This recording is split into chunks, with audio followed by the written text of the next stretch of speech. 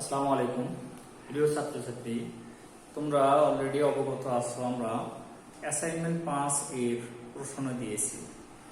এবার কেমিস্ট্রিতে অ্যাসাইনমেন্ট 5 এর কোশ্চেন ছিল জারণ বিজারণের উপরে। দেখো, প্রথম কোশ্চেনটা আছে 1 নম্বর পাত্রে আছে অক্সালিক অ্যাসিড, 2 নম্বর পাত্রে আছে পটাশিয়াম পারম্যাঙ্গানেট, 3 নম্বর পাত্রে আছে 1.5 গ্রাম লোহার আকরিক সালফিউরিক অ্যাসিডের 100 ml দ্রবণ। উদ্দীপকের গ নম্বর বলা আছে এ ও বি এর মধ্যে সংঘটিত বিক্রিয়াটি অম্লীয় মাধ্যমে আয়ন ইলেকট্রন পদ্ধতিতে সমতা করো। আমি আবার বলতেছি, 1 নম্বর পাত্রে আছে অক্সালিক অ্যাসিড, 2 নম্বর পাত্রে আছে পটাশিয়াম পারম্যাঙ্গানেট। এই অক্সালিক অ্যাসিডের সাথে পটাশিয়াম পারম্যাঙ্গানেট এর বিক্রিয়াটি আয়ন ইলেকট্রন পদ্ধতিতে সমতা চাওয়া হয়েছে উদ্দীপকের গ নম্বর কোশ্চেনে। এখন দেখো, আমরা মূলত বিক্রিয়াটা এইটা পটাশিয়াম পারম্যাঙ্গানেট প্লাস অম্লীয় মাধ্যমে sulphuric acid plus oxalic acid, মূল বিক্রিয়াটা এইটা।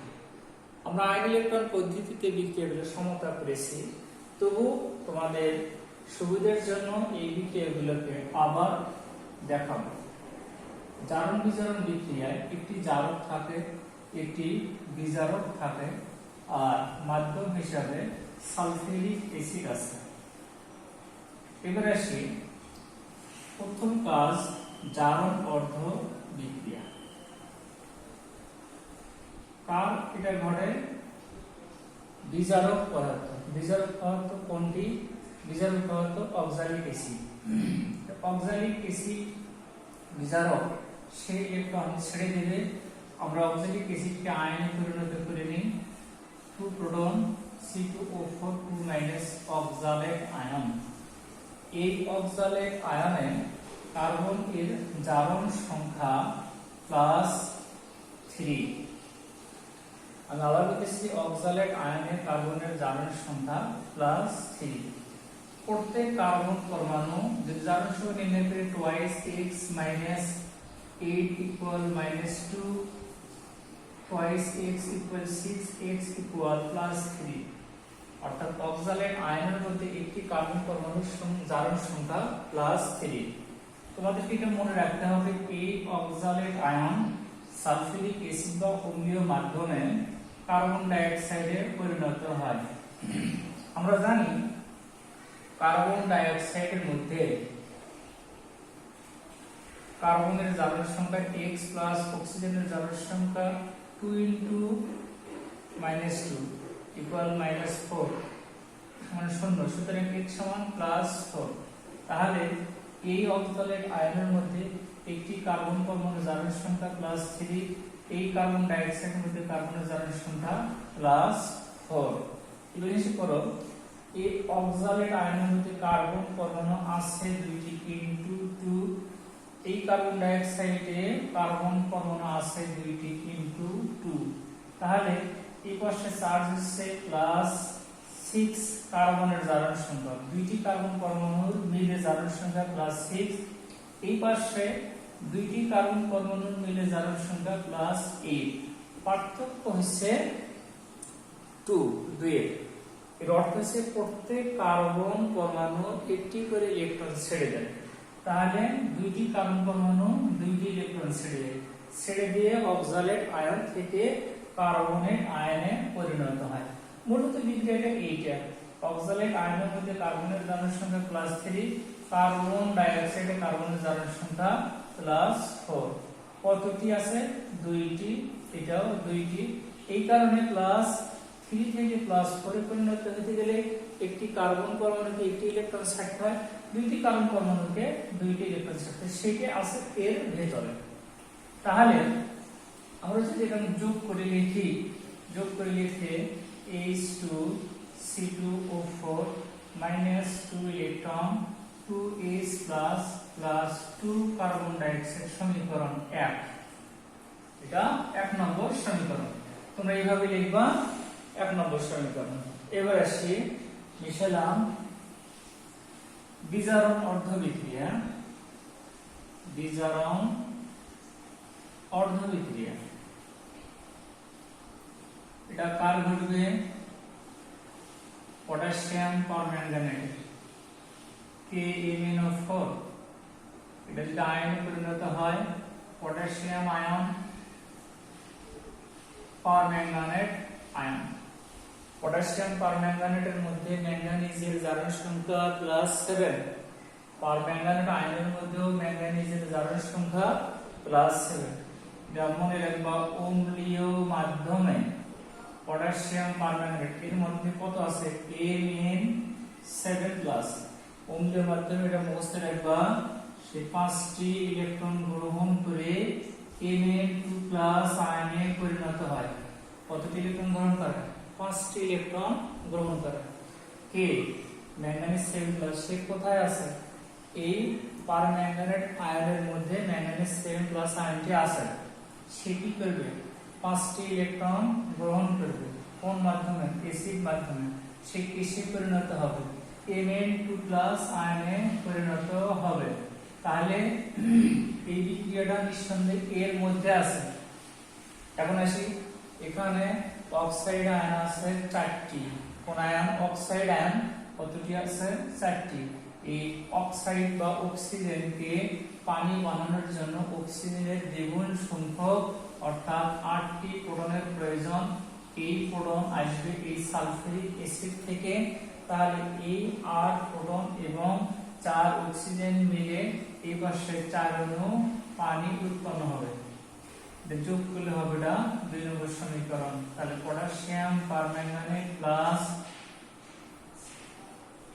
5 electron plus 8 proton potassium ion Mn2+ ion 4H2O সমীকরণ 2 তাহলে নিঃসন্দেহে এখানে পটাশিয়াম পারম্যাঙ্গানেট এর ম্যাঙ্গানিজ 5টি ইলেকট্রন গ্রহণ করে 7+ থেকে 2+ এ পরিণত হয়েছে তাহলে দেখো 2 নম্বর সমীকরণে 5টি ইলেকট্রন গ্রহণ করলো 1 নম্বর সমীকরণের কথা আগে বলেছি এই 1 নম্বর সমীকরণে 2টি ইলেকট্রন ত্যাগ করেছে তাহলে অপনয়ন পদ্ধতি দ্বারা সমতা করার জন্য নিঃসন্দেহে আমরা ইলেকট্রন এর আদান প্রদান সমান করার জন্য 1 নম্বর সমীকরণকে গুণ করব কত দ্বারা 5 দ্বারা আর 2 নম্বর সমীকরণকে গুণ করব কত দ্বারা 2 দ্বারা গুণ করলে ইলেকট্রনের আদান প্রদানটা সমান হবে এবারে সেখানে 1 নম্বর সমীকরণে কি ছিল অক্সালিক অ্যাসিড তাহলে 5 অক্সালিক অ্যাসিড কতটি ইলেকট্রন ত্যাগ করেছে প্রত্যেক অক্সালিক অ্যাসিড 2টি ইলেকট্রন ত্যাগ করেছে তাহলে 5 দ্বারা গুণ করলে 10 ইলেকট্রন আর এই পাশে গিয়ে 10 প্রোটন 10 কার্বন ডাই অক্সাইড এটা ছিল 1 নম্বর সমীকরণ 2 নম্বর সমীকরণ 2KMnO4 plus 10 electron plus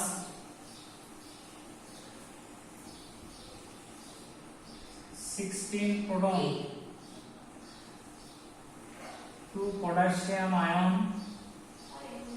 2 Mn2+ ion plus 8H2O এখন দেখো এটা যোগ করে দেই electron electron cancel 2KMnO4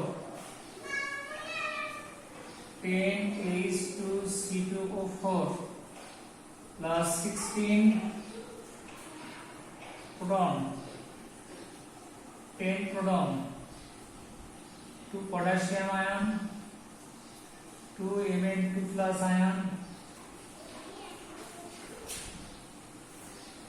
10 carbon dioxide 8H2O 16 proton থেকে 10 প্রোটন যদি আমরা বাদ দিই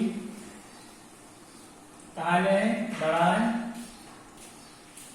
2KMnO4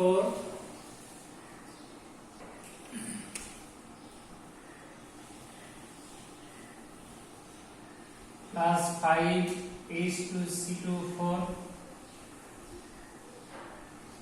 6 proton, 2 potassium ion, 2 Mn, 2 plus ion, 10 carbon dioxide, 8 H2O.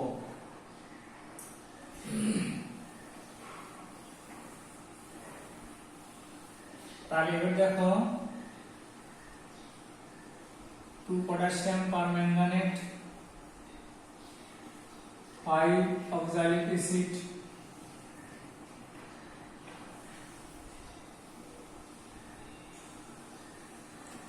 6 proton পাইতে 3 হলো সালফিউরিক অ্যাসিড লাগে 3H2SO4।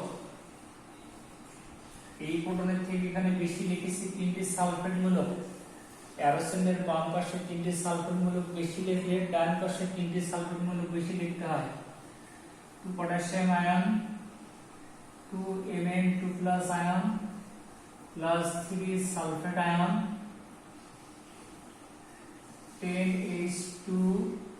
10 carbon dioxide plus 8 H2O। আমাদের বিক্রিয়ার সমতা শেষ।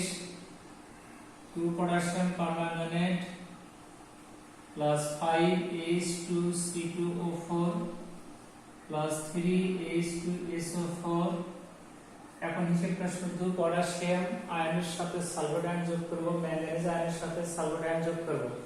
এদের চার্জ হতে এদের যোজনের তথ্য। পটাশিয়াম সালফেট K2SO4, পটাশিয়াম দুইটি এখানে দুইটি আছে। ম্যাঙ্গানাস এর চার্জ বা যোজনী এবং সালফেট মূলকের যোজনী একই। এই ম্যাঙ্গানাস সালফেট 2 মোল, সামনে 2 সালফেট মূলক এখানে আছে দুইটি, এটার মধ্যে আছে একটি, মোট 3টি সালফেট মূলক থাকায় আর সালফেট মূলক লিখতে হবে না। 10 কার্বন ডাইঅক্সাইড প্লাস 8 H2O। তাহলে আমাদের সমতা হয়ে গেছে। এইটাই হচ্ছে আয়ন ইলেকট্রন পদ্ধতিতে সমতা বিধান। আমাদের 3 নম্বর কোশ্চেন এর উত্তর হয়ে গেছে, অর্থাৎ গ নম্বর কোশ্চেনের উত্তর হয়ে গেছে। এবার ঘ নম্বর কোশ্চেন এর উত্তর আমরা দেখব। ঘ নম্বর কোশ্চেনে দেওয়া আছে কি, এবার দেখো ঘ নম্বর উদ্দীপকে সি দ্রবণের, সি দ্রবণ হচ্ছে 1.5 গ্রাম লোহার আকরিক এর সাথে সালফিউরিক অ্যাসিডের মিশ্রণ দ্রবণের পরিমাণ দেওয়া আছে 100 ml। বলা আছে উদ্দীপকের সি দ্রবণের 25 ml কে টাইট্রেট করতে বি দ্রবণ অর্থাৎ পটাশিয়াম পারম্যাঙ্গানেট দ্রবণের 22.5 ml প্রয়োজন হলে আকরিকের লোহার শতকরা পরিমাণ নির্ণয় করতে বলা হচ্ছে। তাহলে এই জায়গাতে নিঃসন্দেহে আমরা এই যে সি পাত্রে যেটা আছে, সি পাত্রে কি আছে, লোহার আকরিক আছে। লোহার আকরিকের মধ্যে সমস্তটাই লোহা না, কিছু ভেজাল আছে। এই কারণে প্রথমে এই লোহার সাথে সালফিউরিক অ্যাসিডের বিক্রিয়া দিতে হবে। এটা হলো ঘ নম্বরের উত্তর। তোমরা এখান থেকে শুরু করবা যে আকরিকের লোহা প্লাস সালফিউরিক অ্যাসিড, এই ফেরাস সালফেট প্লাস হাইড্রোজেন। তাহলে 1.5 গ্রাম আকরিকের মধ্যে পুরোটাই লোহা না, বিশুদ্ধ লোহা না, এর মধ্যে ভেজাল আছে। যতটুকু বিশুদ্ধ লোহা আছে সেটাই মূলত সালফিউরিক অ্যাসিডের সাথে বিক্রিয়া করে ফেরাস সালফেটের দ্রবণে পরিণত হবে। তার মানে 100 ml এর মধ্যে মূলত বিশুদ্ধ ফেরাস সালফেটেরই দ্রবণ আছে। এই ফেরাস সালফেটকে আমরা পটাশিয়াম পারম্যাঙ্গানেট দ্বারা টাইট্রেশন করতেছি। নিঃসন্দেহে অম্লীয় মাধ্যমে পটাশিয়াম পারম্যাঙ্গানেটের সাথে ফেরাস সালফেটের বিক্রিয়াটা জানা থাকা লাগবে বা এখানে এটা দিতে হবে। তাহলে আমরা বিক্রিয়াটা ইতিপূর্বে ক্লাসে দেওয়া ছিল 2KNO4 potassium permanganate plus 8H2SO4 plus 10 ferrous sulphate, আর ওই পাশে উৎপাদ আছে potassium sulphate plus 2 manganous sulphate plus 5 ferric sulphate plus 8H2। এটা বিক্রিয়া। তাহলে বিক্রিয়া থেকে আমরা পাই 2 মোল পটাশিয়াম পারম্যাঙ্গানেটের সাথে 10 মোল ফেরাস সালফেটের প্রয়োজন হয়। এই জন্য আমরা লিখব সুতরাং 2 মোল KNO4 পটাশিয়াম পারম্যাঙ্গানেট সমতুল 10 মোল ফেরাস সালফেট। সমতুল চিহ্ন দিলাম এই কারণে এটা সমান না, এদের মধ্যে ইলেকট্রনের আদান প্রদান সমান, এই জন্য 1 মোল পটাশিয়াম পারম্যাঙ্গানেট সমতুল 5 মোল ফেরাস সালফেট। আমরা আরো দেখি, এই জায়গাতে যেহেতু পটাশিয়াম পারম্যাঙ্গানেট দ্রবণ রয়েছে, 1 মোল পটাশিয়াম পারম্যাঙ্গানেট কে 1 লিটার দ্রবণের মধ্যে দ্রবীভূত করলে দ্রবণের ঘনমাত্রা 1 m হয়। এই জন্য আমরা এই লাইনটা লিখতে পারি যে 1000 ml 1 m KmNO4 দ্রবণ সমতুল, এখানে ফেরাস সালফেট, যদি কোনো অঙ্কে ফেরাস সালফেটের ভর চাওয়া হয়তো পুরো ফেরাস সালফেট লেখা লাগতো, এখানে উদ্দীপকে শুধুমাত্র আয়রনের পরিমাণ চাওয়া হয়েছে, এই জন্য শুধু আয়রনের পারমাণবিক ভর লিখব 585, আর এখানে আয়রনের পারমাণবিক ভর 55.85 এত গ্রাম Fe2+ আয়ন। এবার আসি, আমরা এই লাইনটি ক্লিয়ার বুঝেছি, তাহলে 1 ml 1 m KmNO4 দ্রবণ দ্বারা টাইট্রেট করা যাবে 5 into 55.85 ডিভাইডেড 1000 এত গ্রাম Fe2+ আয়ন। এই টাইট্রেশন সম্পন্ন করতে ওখানে অবশ্যই লেখা আছে উদ্দীপকের মধ্যে পটাশিয়াম পারম্যাঙ্গানেট কতটুকু প্রয়োজন হয়েছে, 22.5। এই যে 22.5 ml টাইট্রেশন করতে 22.5 ml পটাশিয়াম পারম্যাঙ্গানেট দ্রবণের প্রয়োজন পড়েছে। দ্রবণের ঘনমাত্রা কত ছিল, বি পাত্রে উল্লেখ আছে 0.02 m, এটা ঘনমাত্রা ছিল। এই দ্রবণ দ্বারা আমরা আয়রনের পরিমাণ নির্ণয় করতেছি, তাহলে নিঃসন্দেহে এই আয়তন ও ঘনমাত্রা দ্বারা গুণ হবে, তাহলে 5 into 55.85 into 22.5 into 0.02 ডিভাইডেড 1000, এখানে সমাধান করে যেটা হবে সেটাই হবে মূলত আয়রন এর পরিমাণ। তাহলে এটা সমাধান করে পাওয়া গেল 0.1256 গ্রাম আয়রন। আমরা কিন্তু সি দ্রবণের 25 ml কে টাইট্রেশন করেছি।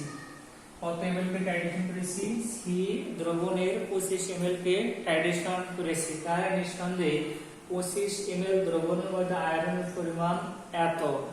আমি আবার বলতেছি, এই জায়গায় অনেকে ভুল করবা, এটা ভুল করিও না, উদ্দীপকে অবশ্যই লেখা আছে সি দ্রবণের 25 ml কে টাইট্রেট করতে লেখা আছে, তাহলে সি দ্রবণের 25 ml কে টাইট্রেট করতেছি, 25 ml এর মধ্যে আয়রনের পরিমাণ এত, তাহলে আমরা এটাই লিখি, সি দ্রবণের মধ্যে মোট দ্রবণের পরিমাণ 100, তাহলে আমরা লিখব 25 ml দ্রবণের মধ্যে 25 ml দ্রবণের মধ্যে Fe2+ আয়নের পরিমাণ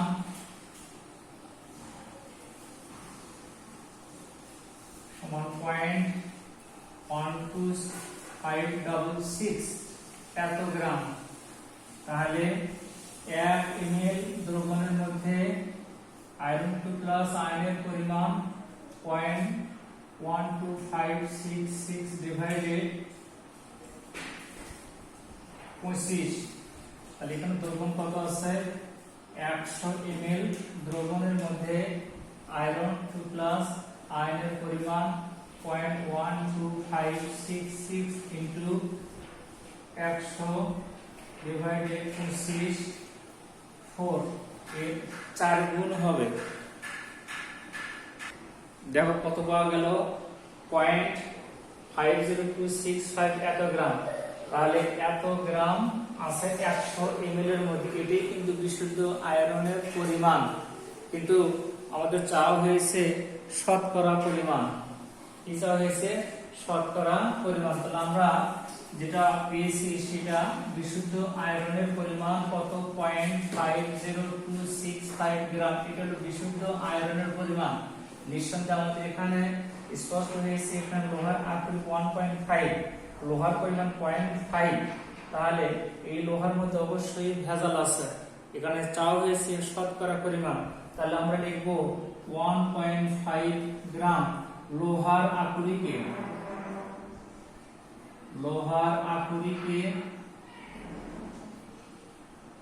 Fe2+ আয়নের পরিমাণ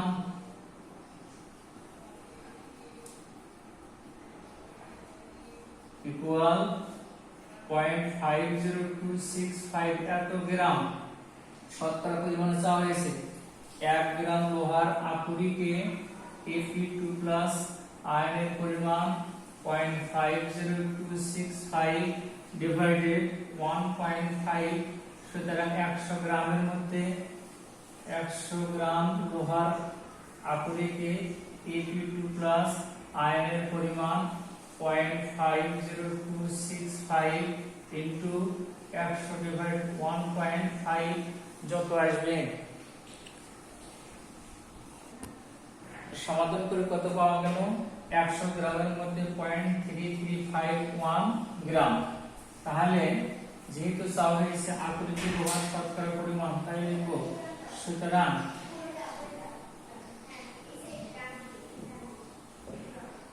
আকরিকে লোহার পরিমাণ 33.51%, এটা অ্যান্সার। তোমরা আমি যেভাবে সমাধান করে দিয়েছি সেইভাবে সমাধান করে লিখবে। এটা হচ্ছে অ্যাসাইনমেন্ট 5 এর 1 নম্বর কোশ্চেনের গ এবং ঘ এর উত্তর দেওয়া হলো। আমরা নেক্সট ক্লাসে দেখব 2 নম্বর কোশ্চেনের উত্তর দেওয়া যায় কিনা, চেষ্টা করব। যেভাবে সমাধান করে দেওয়া হয়েছে তোমরা সেইভাবে লিখবা। ভালো থাকো, সুস্থ থাকো, আর অ্যাসাইনমেন্ট ঠিকমতো নিবা। আল্লাহ হাফেজ।